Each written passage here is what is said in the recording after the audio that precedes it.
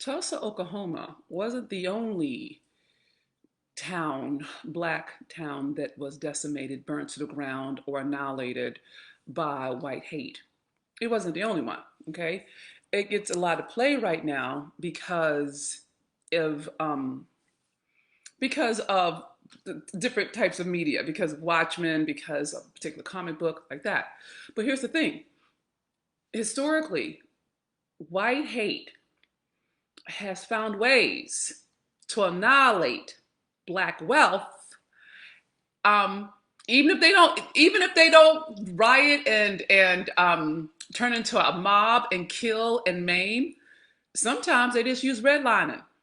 Sometimes they just build a highway in the middle of a community.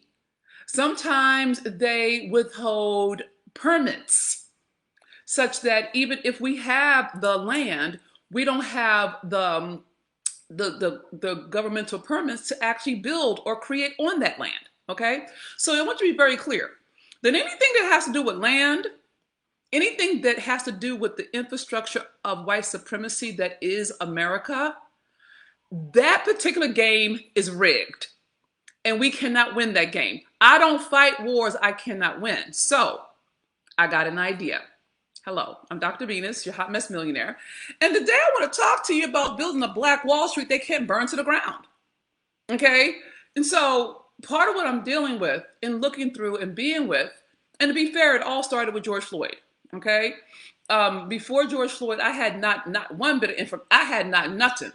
I did not have my attention on white supremacy, on systemic racism, on bigotry, on I had none of that. I was doing business. I was making money. I was helping black women. You know, I'm doing my thing, right?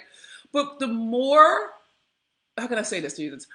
The more I started to contend with how even when we do everything right, they still find a way to hurt us, to annihilate us, to handicap us, right? And so I took it on. Okay, I'm like, okay, what am I missing? Because like you, if you're anything like me, you were raised looking at racism. And when I really started to slow down and listen to the former president, who shall go unnamed, and listen to the rhetoric and all that, I really got interested in like, well, what the hell are they doing? And that's when I got into the whole notion of white supremacy. Now, here's the thing.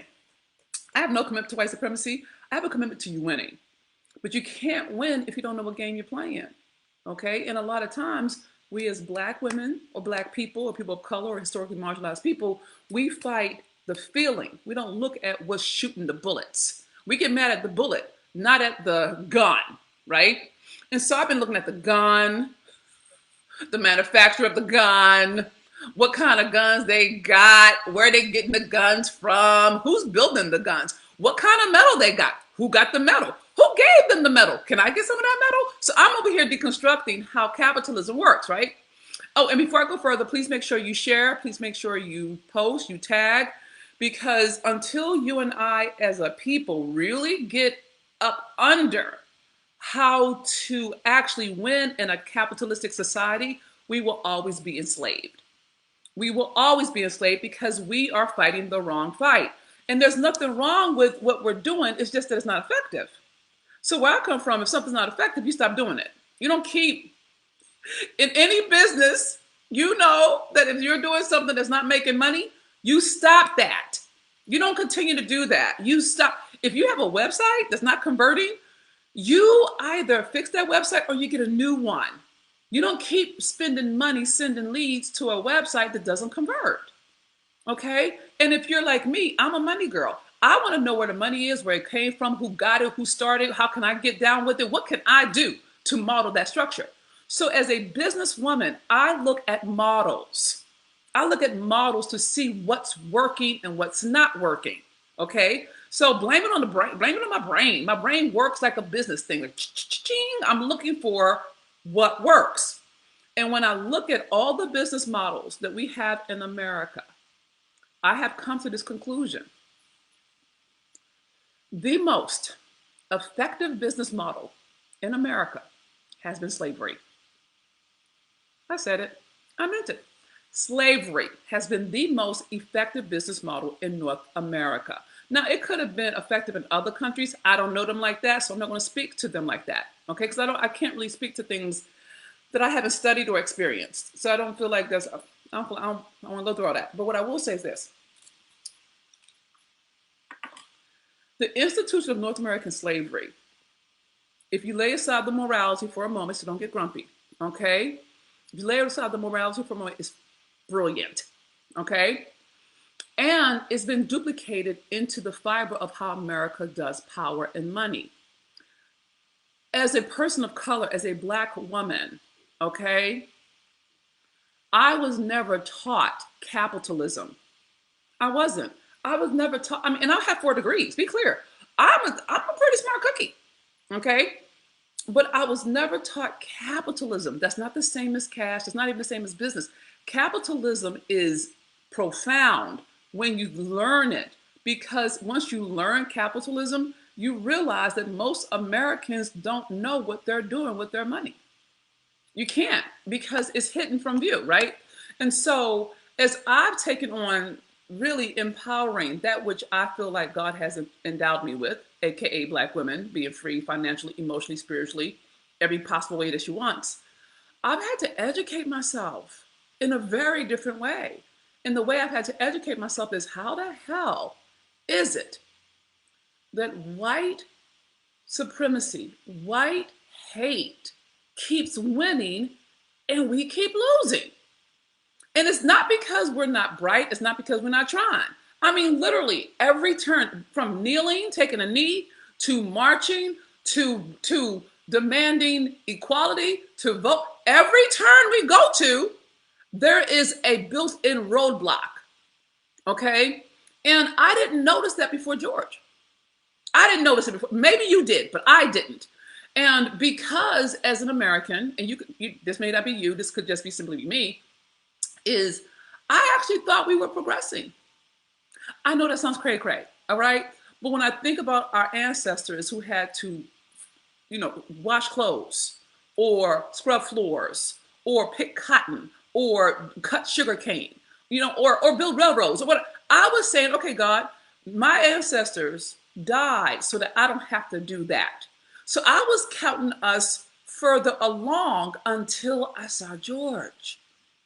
When that police officer kneeled on his neck in front of the world, brazenly looking in the camera like, yeah, I'm doing it, with everybody screaming, he's dying, he can't breathe. And he did it. That girl, that was it for me. It was like the arrogance of like, I can do this, was never as naked, never as bald as when I watched that police officer murder that Black man in front of the world with no remorse or concern. And his boys watched him and let him do it. So that was it for me. That did it for me. Did it for me. I changed all my shit. Everything changed. I changed all my platforms. I mean, literally, and I'm not finished. I want you to know, I have some followers who've been with me for a while. Some Black women, older Black women, brilliant Black women, but they're used to what I used to do before George. Before George, I did a lot of empowerment. I did a lot of love and affirmations. After George, I'm like, we need to wake up and handle our business. And for some of them, like, when you talk about race too much, I'm like, okay, maybe I do. Maybe I do. And maybe I do talk about race too much. But I'll tell you this. I'm 49 years old. I'll be 50 September 23rd, 2021. I have lived enough life to know that if I do not speak, given that I have a microphone, there are millions of people who will never know the truth. They won't ever know it because mainstream media doesn't tell us. I just did a post today, Memorial Day, about Black soldiers dying in the Civil War. I don't know if you know this, but I didn't know it until I took it on. That Black soldiers, mostly men, but some women who went on, dressed up, pretending they were men and went in, love you girls, have fought in every war this country has ever had. Okay, every single one, but none of that's in the books. That's not what we're taught. We're not taught that 40,000 Black soldiers died in the Civil War fighting to protect this land, fighting for freedom when they had to deal with white racists hurting them, killing them while they're trying to fight. You see what I'm saying? But we don't learn that. And if I don't speak it, you don't hear it. And here's the thing. I'm not how do you say, I'm a philosopher by training, okay? I'm not what do you call it? I'm not a lawyer. They don't dress well enough for me. Personally, I think they need a little more flavor in their clothes. It's not my thing. Okay, I need a little more. I need a little more spat. I need a little more razzle dazzle. You know what I'm saying? I need some freedom. I'm not a politician. Don't want to be. They always under the gun. I am a Black woman who loves her people. That is who I am. And I just so happen to be an educated Black woman, meaning that a bunch of people died to make sure I went to school. And they paid for me to go to school. And I stayed in school for 13 years. So I got trained by white people in terms of how they think and function. Okay? So I also am a Black woman who lived on the streets, eating out of trash cans, sleeping in urine and beer. So I'm a street girl. I'm more street than Stanford, so don't get it fooled. But I'm saying all that to say that I'm clear. There are some Black people who are sick of me talking about race, and there's some white people who are sick of me talking about race. I know there's some people of color who are sick of me talking about white supremacy. I know there's some queer and gay people like, why she keep talking about this? Because if I don't, who will? Who will? I have no agenda except that I love you. And when I take the time to read different articles, curate this stuff, put it in the notes so that you can read it yourself for your own revelation, it is my love offering to you so you have power when the enemy comes at you talking smack. When they say we haven't done anything for the country yet, oh really? Well, 40,000 of my people died in the Civil War. How many of yours died? Tell me about that. You can talk back to the enemy. And I'm serious about it. So I'm going to keep talking about race and white supremacy and business and money and healing until God tells me not to. And until then, if you're sick of me talking about race, white supremacy, money, healing, trauma, blah, blah, blah, then go away. I say that in love. Don't be in a place that frustrates you. I understand. I can be very frustrating to my damn self. It's okay. Just go away because I'm not stopping. And it's amazing to me how many people on all sides are saying, you talk, I need this. I'm like, stop it. You need to hush your mouth. Okay. So I just want to get that in while I talk about money. Now, here's the thing you need to understand about how America is built. America is not built on fairness. You need to tag somebody. You need to share this right now. I'm telling you, they need this. This is the truth serum. Okay. If you don't know this, you're going to keep fighting the wrong fight. America ain't got nothing to do with fairness. Y'all need to give that up. In my opinion, it is the wrong fight. You need to, I could say so many things, but the bottom line is this. America is designed specifically for white land owning men. That's it. And so all of the structures that are invisible to us are built in service of them. And they have it built in such a way, and it's over time, right? They have it built in such a way that if you knock one thing down, another thing comes up. So if you handle voter suppression, now you got to deal with redlining. If you handle redlining, now you got to deal with immigration. If you handle immigration, now you can deal with women's rights. Can you see, like, that's how it's built? That is not leaving. That is the very fabric and fiber of what it means to be American. Now, here's the challenge. As a Black woman, okay, I have not been taught to fight capitalism.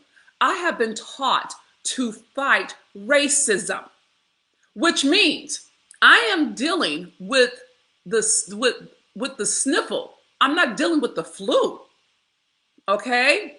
So when we have a situation like a Tulsa, a Black Wall Street, and again, it wasn't the only one. There were other Black meccas, Okay, and just to make sure you know about them, let me tell you where they were. There were at least three I want to bring to your attention, and I have one of these. This article is in the notes. It's one of the articles, and there were three that they're talking about in terms of gentrification and how it's being built right through the communities when they were thriving. Okay, Durham, North Carolina, Richmond, Virginia, and Syracuse, New York. Okay, I already gave them to you, so you don't have, just look, read them. Just take the time to love yourself enough to read them, to get educated, so you don't have to feel like the stuff you see on TV or see on social media is the truth of us. It's not the truth of us. It never has been. But the way they do it is they remember Elvis would take race records. He would go take a song like Hound Dog from a black woman, remix it, release it, make a ton of money off of it, and they say he originated it. That's what they do with us. We'll do something first, but then they'll do their version of it. Ignore the fact that we built this motherfucker first, right? I'm cursing today, y'all. It's here. Love me through it, okay?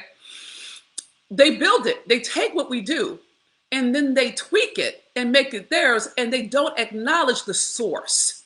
Do you see what I'm saying? And I could say that about Benjamin Franklin. I could say that about a number of historical figures that had black people working with and for them, and we never got the credit. I'm not tripping off credit, but this is the reason why it's important, is that the way that history has been written in favor of white men.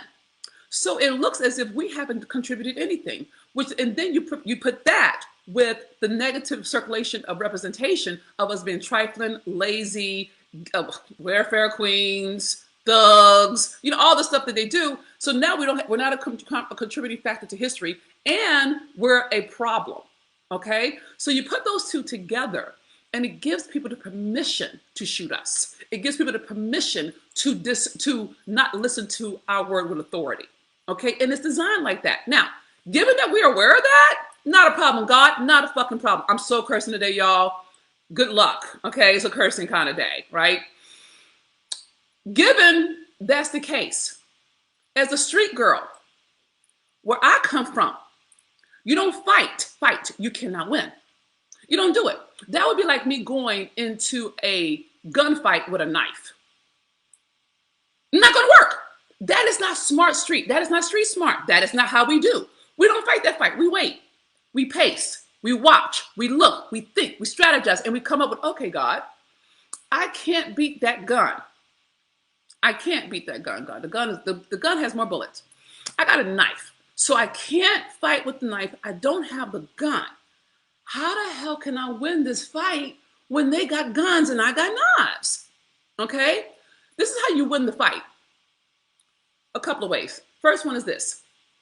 You find out where the guns came from. Who's got the guns? Who's supplying the guns? Okay? You infiltrate that particular system. Okay, great. If Bob got the guns, I'm going to make me some friends with Bob. I'm going to figure out how I can get good with Bob so Bob can actually give me some guns. All right?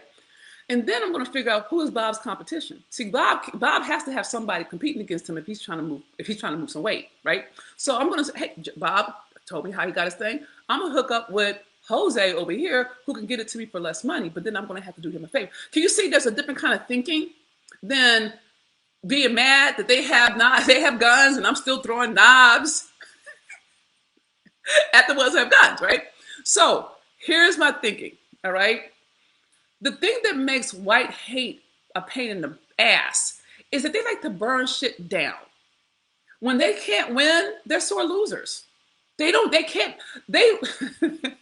you think about white hate, they are the worst losers ever, okay? The moment they realize that we're outdoing them, they get all grumpy.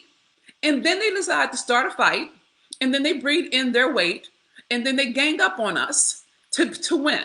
It's like a gangbang. It's like the only way they can win is in groups. They can't fight one-on-one. See, if they fought one-on-one, equal fight, we will beat their fucking ass. However, because they have more weight than we got, we can't fight like that. Not a problem, God. I'm okay with that. So, given that we can't fight the way that they fight, we don't need to get in that fight.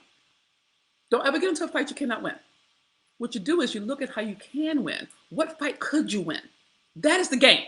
What fight could we as Black women actually win? And the people who love us. Y'all welcome too. Everybody welcome here. As long as you love us, we good. All right? And here's the thing that I'm aware of, and I want you to walk this slow with me. Let me know what you think. Make sure you comment, make sure you post, make sure you share. This is dope. If we do this, we could win. We could win today. We could win right now. It won't take us 30 years, okay? Here's the logic. The reason that Tulsa could be burnt to the ground is because it was built on the ground. God, I don't think they heard me.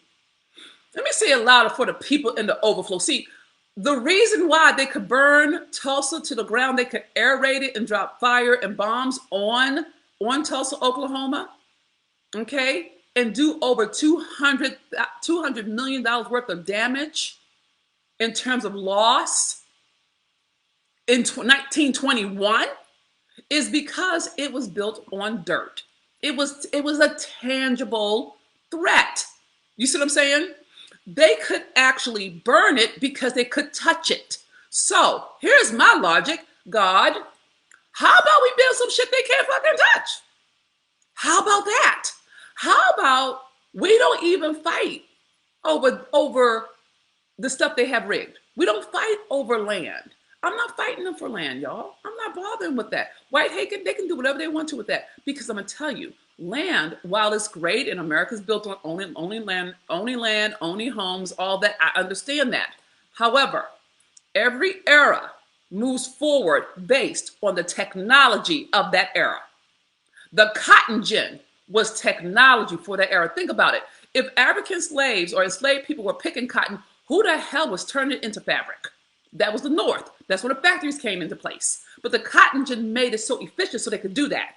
Because without the cotton gin, we don't have jeans. We don't have t-shirts. We don't have clothes. We don't have dishcloths without the cotton gin. If we think about the car, all right? We had horses. They had manure. It was a problem. The car got made. Oh my God. Now we have a car that can move, a car that can drive, a car that can go different places. So can you see, and that's a different era. That's a different era than the railroad. That's a different era than television or radio or talkies in terms of movies instead of silent films. Can you see that each era has a technology? If you can walk with me on that, then you'll start noticing each decade or so, or just check out your time, maybe every 20 years or so, a new technology enters that changes the game. Okay? If you think about television and you think about, oh God, 8-track, cassette, iPhone. You know what I'm saying? Like if you just think about that each time the world moves forward is because a new technology came into being. You see what I'm saying?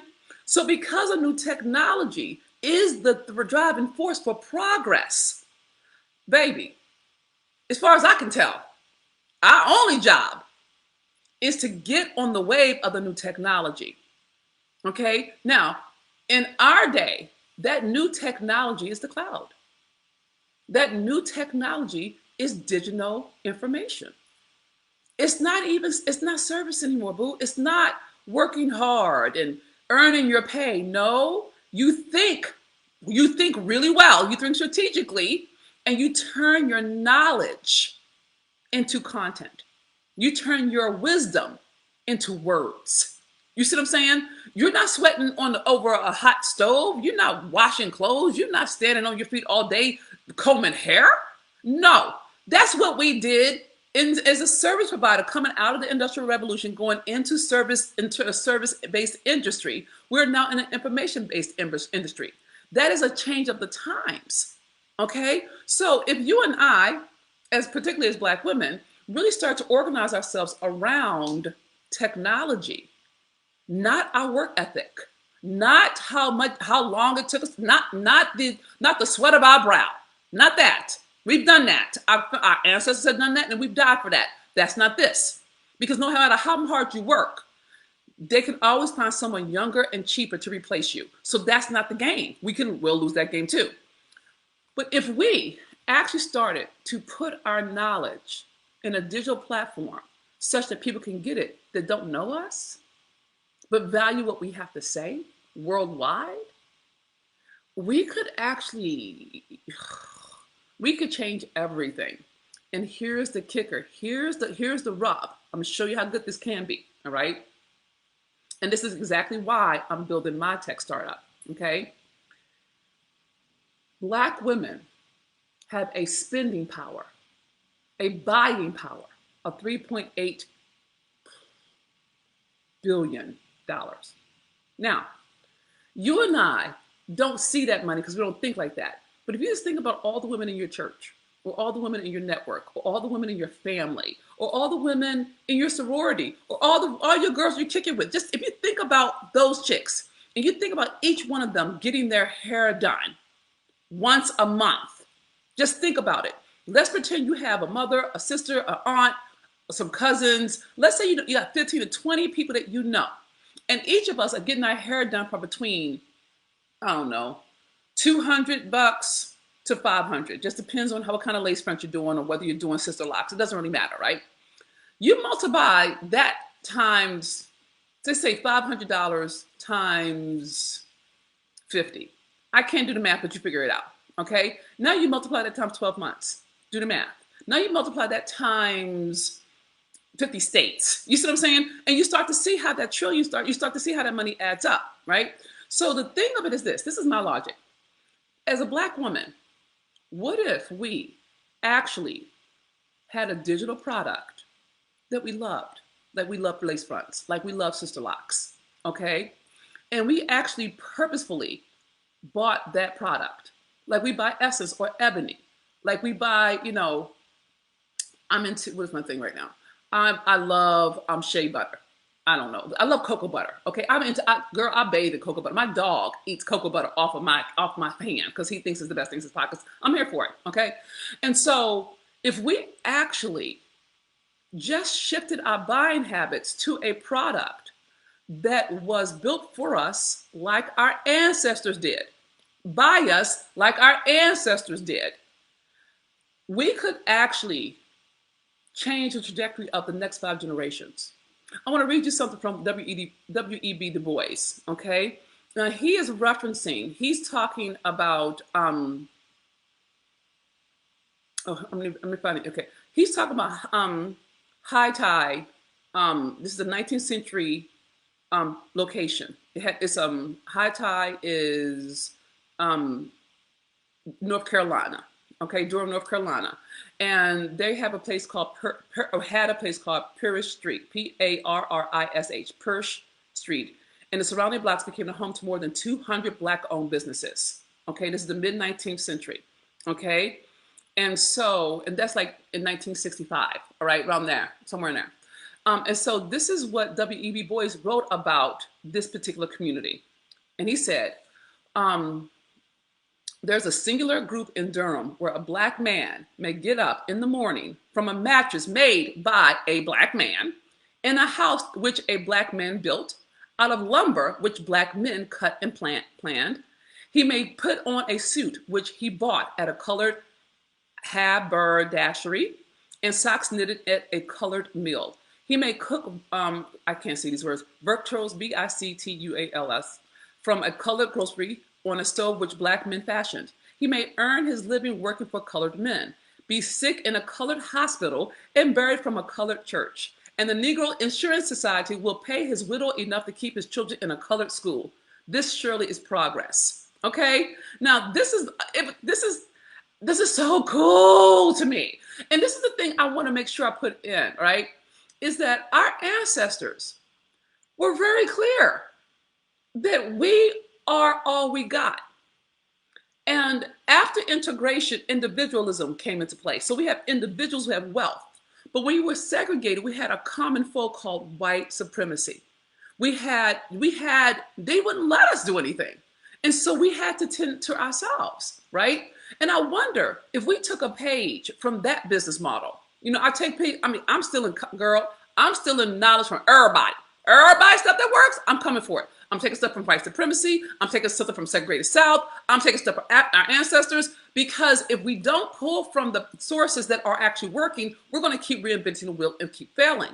So Black people historically, when we figured out that white people were never going to really help us, that wasn't in their self-interest. So we made it our business to actually work together. Now, I'm not saying we have to agree. In fact, for the most part, I don't know if human beings can agree because we're all so different, but we can align. Okay, we can align. I believe in alignment. I don't if I can see the greater good, I can align on a lot of things that I don't necessarily agree with. I don't have to agree to align. If I want to make sure that my mom, who's 70, she's 76, doesn't have to worry about her insurance, I can align on a bill that actually tends to that, even if I lose some other pieces. You see what I'm saying? So my point is, as Black women, just like we turned um, Georgia blue, we can fund anything we want, but we have to do it intentionally and together. Okay. And so my offer is this. Look, I have a startup. I'm going to start marketing it soon. I haven't started to market it yet.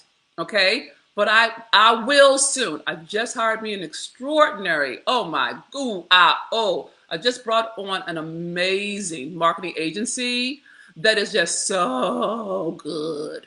Very excited about that. And I'm going to start marketing the actual app soon.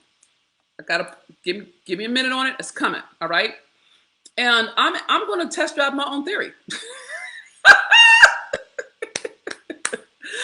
I am building a tech startup to put Black women content in the cloud. Okay. And it's for Black women. And my intention is that Black women and the people who love us fall in love with it. Because even if you're a Black man who loves Black women, you can always drive it to your sister, to your aunties, to your girls. You see what I'm saying? Like, it's everybody can support it. It's coming. We're building. I got an amazing team. My app architect is an amazing Black man who